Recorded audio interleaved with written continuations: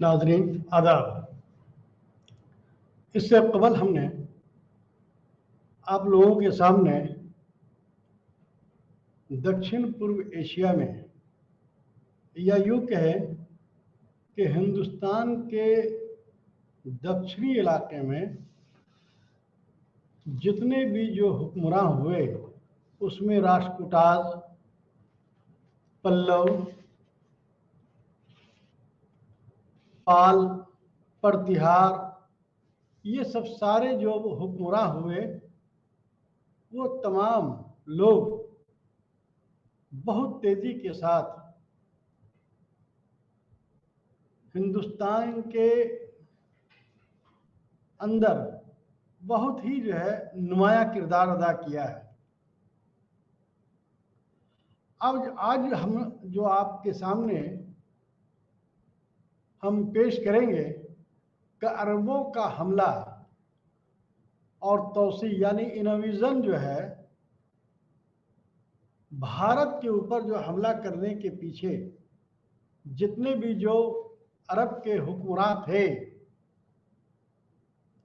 बाद में खलीफा हुए, ये बात सही है, लेकिन उसकी क्या वजह थी हम और आप जानते हैं कि हिंदुस्तान एक ऐसी सरजमीन थी जहां पर हिंदुस्तान में सोने की चिड़िया रहने के वजह कर सबसे पहले अरबों ने हिंदुस्तान पर हमला किया और अब सवाल ये उठता है कि हिंदुस्तान उनके लिए इतनी अहमियत के हामिल क्यों रहे हैं, ये एक सवाल है। या यूं कहें कि हिंदुस्तान में सबसे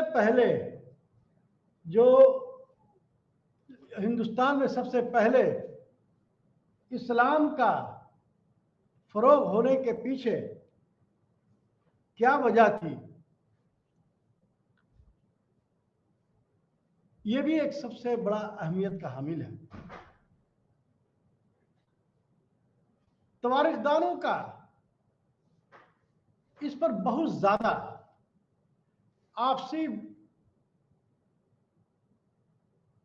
आपसी इत्तेहाद नहीं बन पा रहा है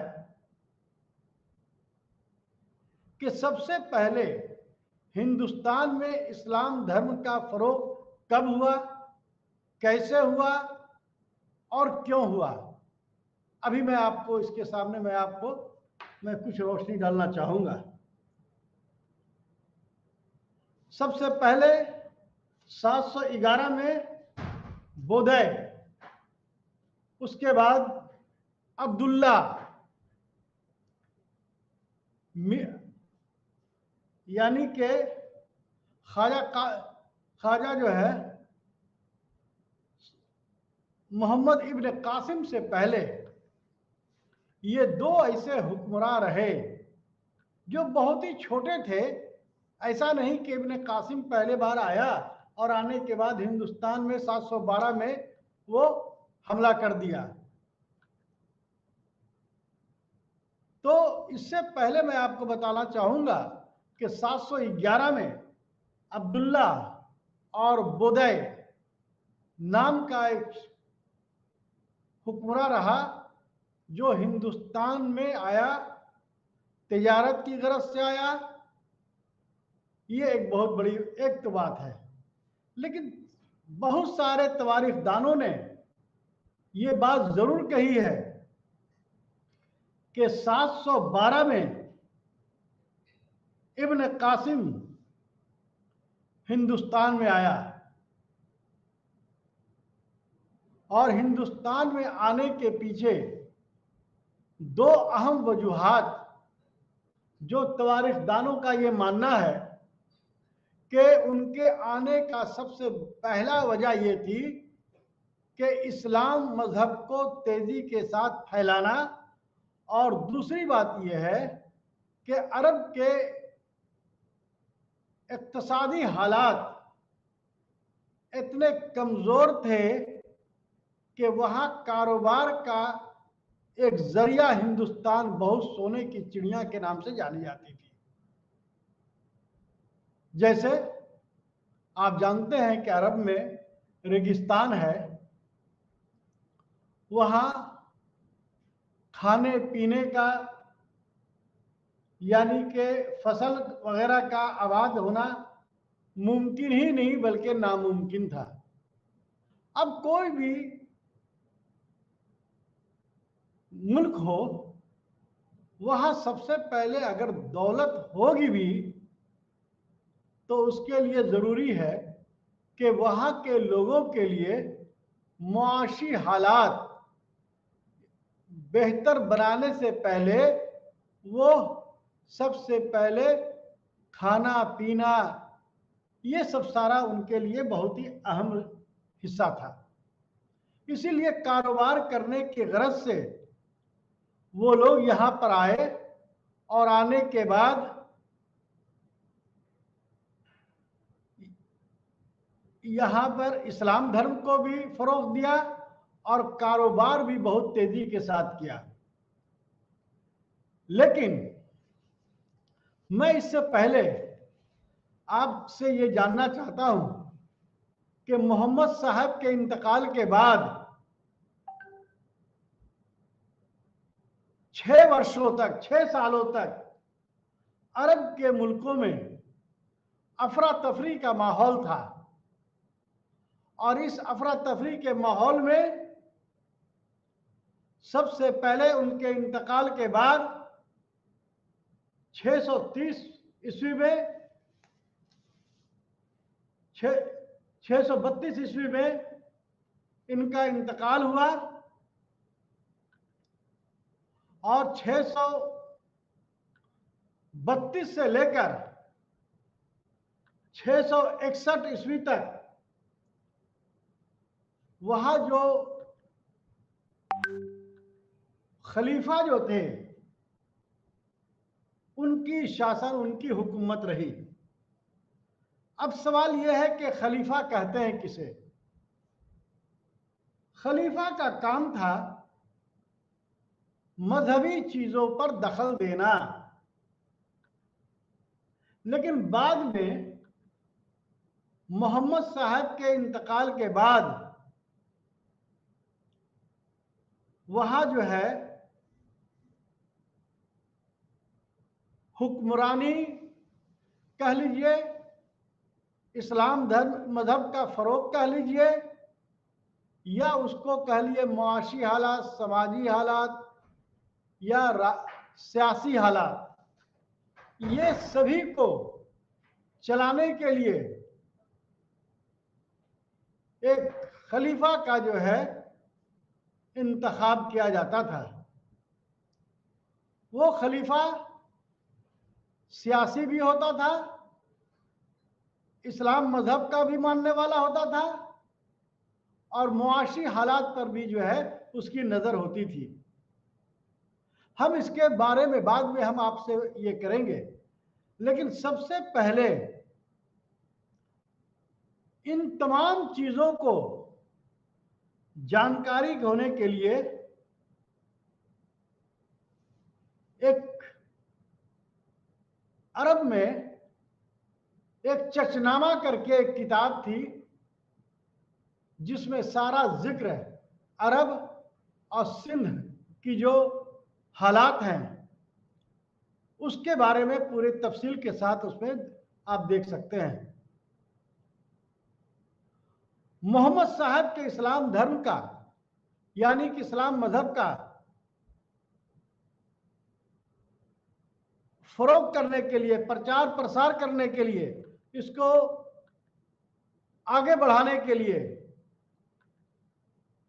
सबसे पहले इंतकाल के बाद, हुजूर सल्लल्लाहु अलैहि वसल्लम के इंतकाल के बाद अबू बकर सिद्दीक रज़ियल्लाहु ताला अन्हु ने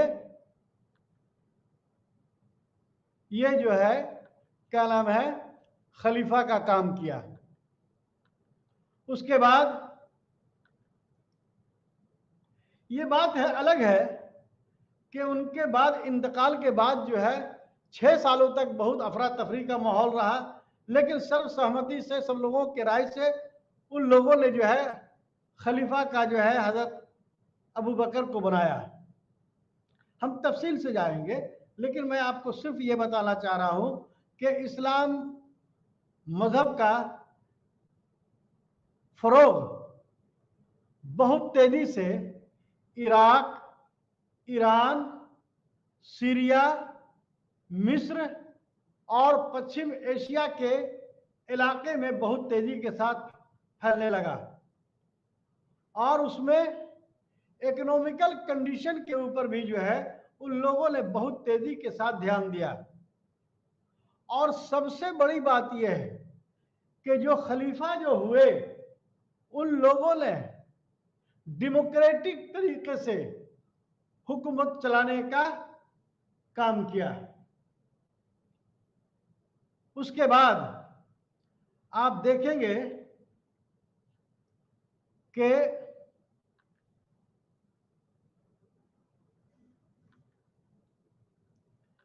उसके बाद आप देखेंगे कि बहुत तेजी के साथ हिंदुस्तान की तरफ उन लोगों का जो है गया। उसमें जो है सबसे पहले सिंध, जो आम तरीके से जो अरब के लोग सिंध को हिंद कहते थे, उनका प्रोनाउंसिएशन जो था वो सी की जगह पर सीन की जगह पर हा होता था। इसीलिए सबसे पहले सिंध को इन लोगों ने हिंद कहना शुरू किया और आज हिंदुस्तान जो कहा जाता है वो अरब की देन है, वरना सिंध या सिंधु उसी को लोगों ने हिंदू बनाया, यानी कि सीन का जो तलफ़ुज़ जो है हा में तब्दील कर दिया और वहीं से जो है इन लोगों ने शुरुआत किया, क्या चीज का किया, हिंद कहना शुरू किया। तो 712 ईस्वी में हिंदुस्तान में इब्न कासिम के जरिया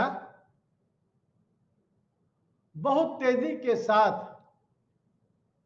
वो यहां पर आए सिंध के इलाके में। आप जानते हैं कि सिंध का जो इलाका जो है वो जो है एक तो पश्चिमी इलाका है, दूसरी बात यह है कि गुजरात का जो है इलाका है, तीसरी बात यह है कि पानी का जो है समुद्री इलाका है, इसलिए इन लोगों को आने में कोई बहुत ज्यादा दिक्कत नहीं हुई। लेकिन तवारीखदानों का यह मानना है कि ये 712 में जो इब्न कासिम जो हिंदुस्तान पर जो आया वो उसके आने का जो है किसी न किसी तरीके से बहाना खोज रहा था। मामला यह हुआ कि 6 जहाज में भरी हुई सामान, जेवरात, जवाहरात और खाने पीने की अशिया वहां मौजूद थे उस ये में, और उसको समुद्री डाकुओं ने सिंध के इलाके में लूट कर कब्जा कर लिया। उस वक्त जो सिंध का राजा था उसका नाम था दाहिर। क्या नाम था? दाहिर। यह बड़ा अच्छा मौका था कि उस जहाज डाकुओं से, बल्कि जहाज के डाकुओं के बहाने उसने सिंध पर सबसे पहले दाहिर को बुरी तरीके से हरा दिया और वो हिंदुस्तान के, आप यूं कहें कि सिंध के इलाके में उन्होंने अपना कब्जा बनाया। और इब्न कासिम जो था वो हज्जाल का भतीजा था, बाद में दामाद हो गया, और उसने बहुत तेजी के साथ सिंध, बहमानवाद, आलोद और सेंट्रल एशिया को जीता। लेकिन कुछ तवारीखदानों का यह कहना है कि दाहिर का बेटा यशपाल, शायद उसका बेटा को जो है हुक्मरानी उसके कब्जा में देकर वो आगे बढ़ना शुरू हुआ और आलोद और क्या नाम है सेंट्रल एशिया की तरफ बहुत तेजी के साथ वो हुआ, आगे बढ़ा। और 714 और 15 के बीच में वहां से जो है हिंदुस्तान से वो बहुत तेजी के साथ जो है वहां से वापस हो गया। दाहिर का बेटा जय सिंह था, जो ब्राह्मणवाद था, ब्राह्मण का मानने वाला था। उस वक्त के खलीफा जो थे जुनैद, वो उसको बुरी तरीके से जय सिंह को हरा दिया, और हराने में कामयाब होने के बाद जय सिंह ने को उसको हुकूमत वापस कर दिया और ये भी वापस हो गए।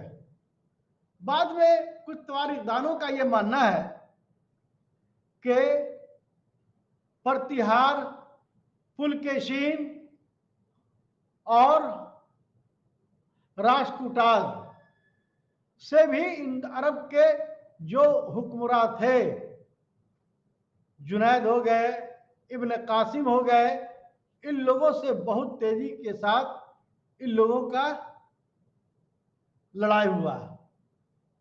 और अल मुख्तसर हम ये कहेंगे कि इनकी जीत हो गई, और जीत होने के बाद यह जो है वापस हो गए। लेकिन सबसे बड़ी बात यह है कि भारत हिंदुस्तान के ऊपर अरब ने सबसे पहले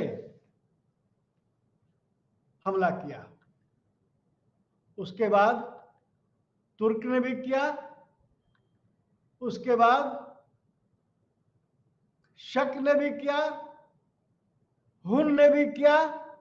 आखिर क्या वजह है कि जितने भी जो मतलब के हुक्मरान रहे, जो अरब के रहे, चीन के रहे, या सेंट्रल एशिया से आए, ये हुन हो गए, कनिष्क कुषाण हो गए, कनिष्क हो गए, अरब के लोग हो गए, ये सारे लोग जो है हिंदुस्तान की तरफ इसलिए मतलब देखते थे कि मुआशी हालात से में हिंदुस्तान बड़ा ही मजबूत देश था। ये आप अच्छी तरीके से जान जाएं। अब सवाल ये उठता है कि ये सारी जानकारी हमें जो मिलती है, तो वो मिलने का सबसे बड़ी वजह क्या है?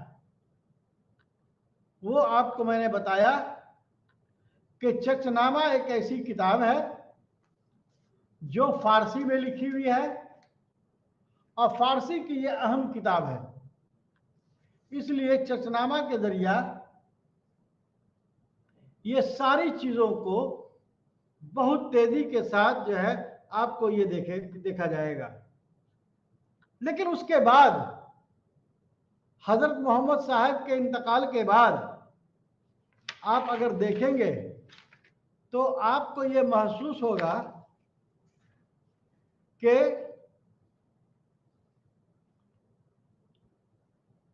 वो लोग बहुत तेजी के साथ आगे बढ़ने का कोशिश किया।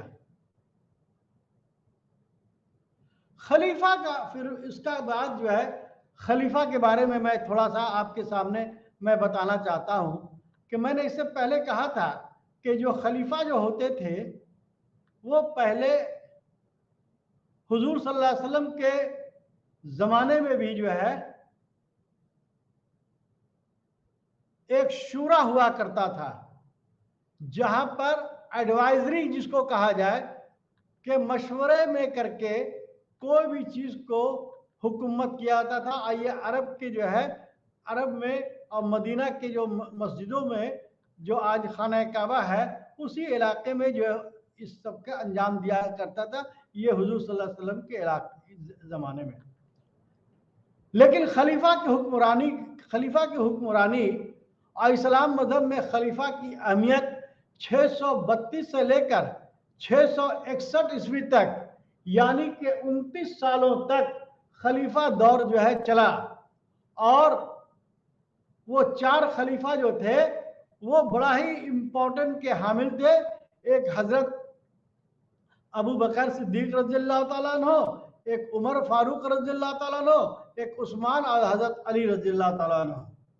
लेकिन अब सवाल ये उठता है कि क्या ये जो है, जो खलीफा का जो दौर था, वो दौर जो है 1924 तक अहमद पाशा के ज़माने में चलता रहा। 1924 तक अहमद पाशा के ज़माने में, कुछ तवारीखदार तो 1948 तक कहते हैं, लेकिन जो भी हुआ कि 20वीं सदी के मिडिल में ये जो खलीफा का दौर ये ख़त्म हो गया और हुजूर सल्लल्लाहु अलैहि वसल्लम के ज़माने में इसको शूरा का अंजाम दिया जाता था, यानी कि 11-12 या कई लोगों की एक कमेटी होती थी जो राय मशवरा दे करके कुरान का जो तालीम है उसके मुताबिक उस पर हुजूर सल्लल्लाहु अलैहि वसल्लम के ज़माने में होता था। ये लोग अपने मामला को कुरान के जरिया, कुरान जो आसमानी किताब है, जो मोहम्मद साहब के ज़माने में जो किताबें नाजिल हुई, वो कुरान के जरिया ये हुआ। जिस तरीके से हिंदू धर्म में रामायण है, महाभारत है, उसी तरीके से जो है बौद्ध धर्म में जो बहुत सारी किताबें हैं, आपको देख लीजिएगा कि उसी तरीके से जो है इस पे कुरान, इस्लाम में कुरान का ये किया। और अपने उसूलों को जो है, उन लोगों का ये था कि बगैर किसी मशवरा का कोई काम अंजाम देना गलत है। माली हालात यानी कि इकोनॉमिकल कंडीशन को उन्होंने 5 चीजों पर मुश्तमिल किया: ज़कात, जजिया, रिवाज और सरकार की जमीनें और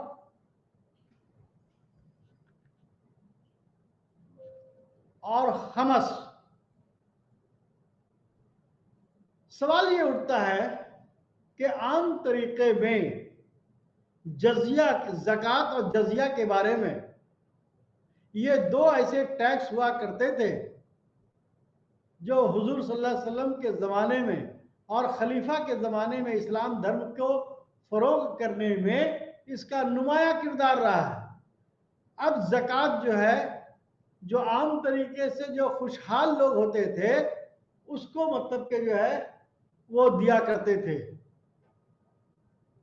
यानी कि अगर आपके पास 1 लाख की मालियत है तो 2500 रुपया आपको गरीबों में बांट देना है।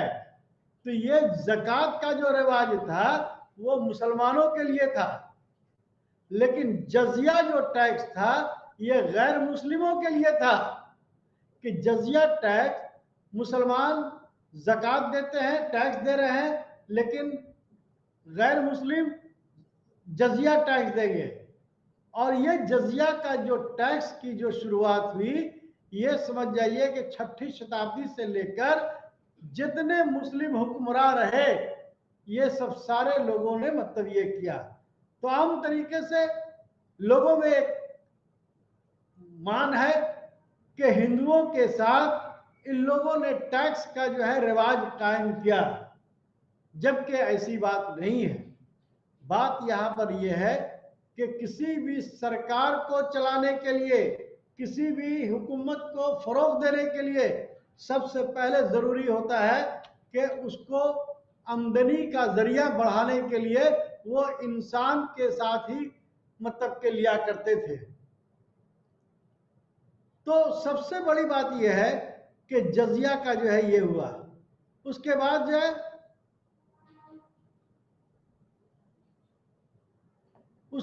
जो है अपने मसाइल को हल करने के लिए, इस्लाम में मजहब में मसाइल को हल करने के लिए सलाह मशवरा से अपनी बातों को ये करते थे।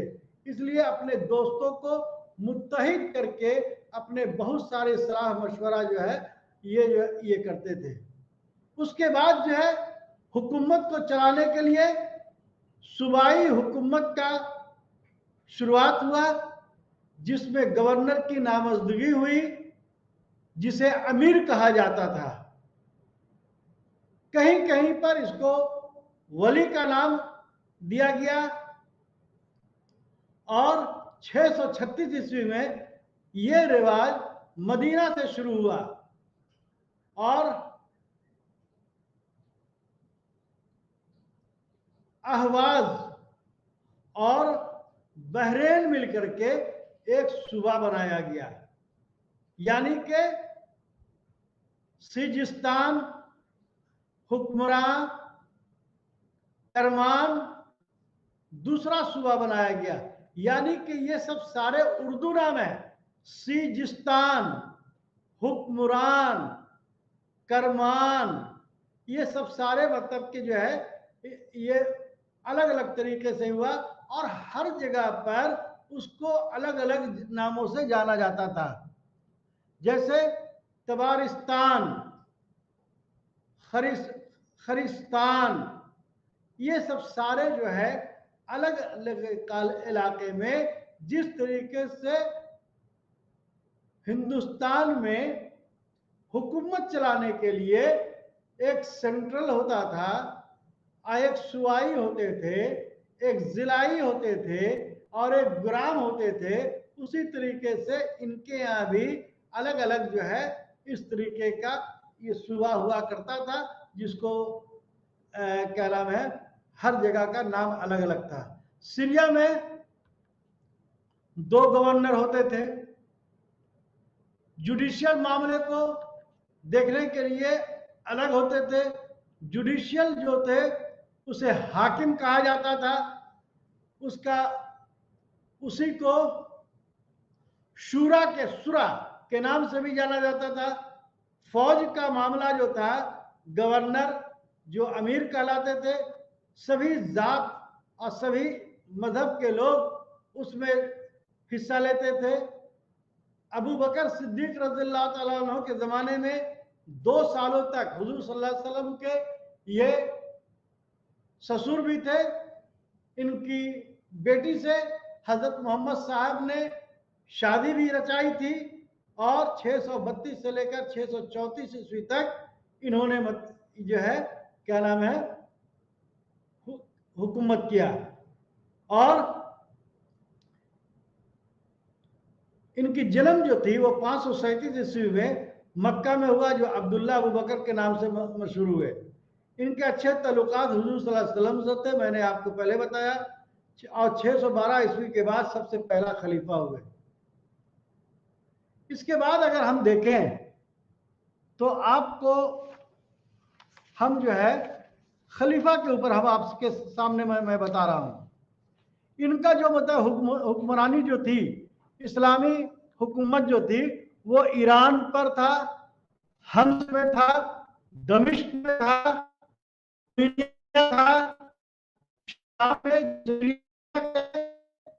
और इस्लाम बहुत तेजी से मतलब के कायम हुआ।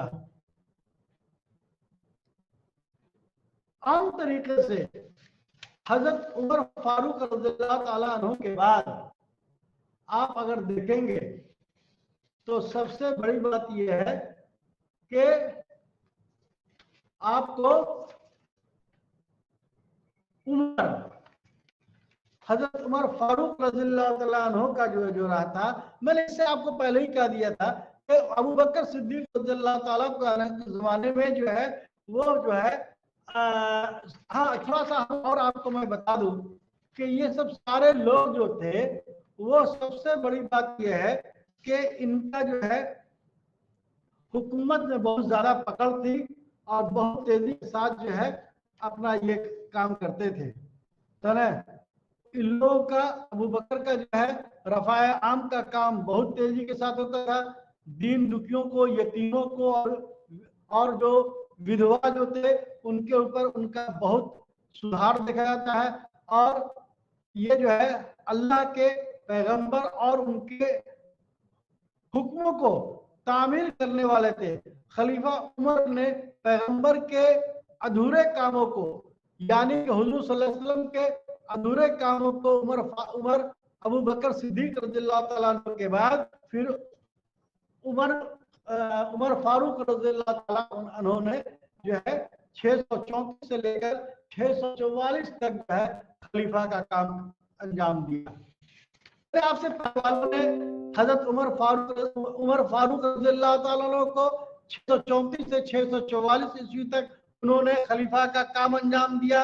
खलीफा ने आपको कहा कि वो जो है वो तमाम जो मतलब हुक्मरान बादशाह, यानी के नाम खलीफा जरूर है लेकिन तमाम काम जो आज के बादशाह करते थे वही काम आज उन खलीफाओं का था।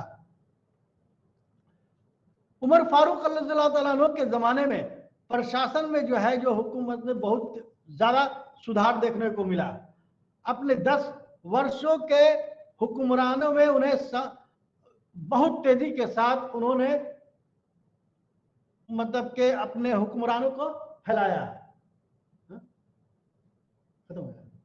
हुक्मरानों को फैलाया, यानी कि उनका जो है ईरान, हम्स, दमिश्क, आर्मीनिया, शाम, ये सब सारे जगह पर हुए। उसके बाद जो है आप देखिएगा कि उसके बाद जो हुए लाख पैगंबर जो हुए,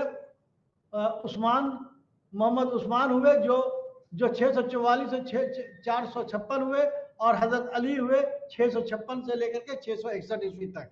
इसका मतलब ये हो गया कि ये सारे लोगों ने जो है इस्लाम धर्म को फरोग करने के लिए भारत में यहाँ पर आए और आने के बाद जो है अपने हुक्मरानी की। और यहाँ से उसकी सबसे बड़ी वजह थी कि जितने भी जो लोग थे, भारत एक सोने की चिड़िया थी, इसलिए तमाम लोग अरब लोग के लोग भी यहाँ पर आए और क्या नाम है उसके बाद जो है ईरान के लोग भी आए और क्या नाम है हुन भी आए, कनिष्क भी आए। ये सारे जो है लोग आए और आने के बाद हिंदुस्तान जैसे सोने की चिड़िया को सब लोगों ने लूटा और लूट करके अपने यहाँ पर जाकर के अपने देश को मजबूत किया। बहुत बहुत शुक्रिया।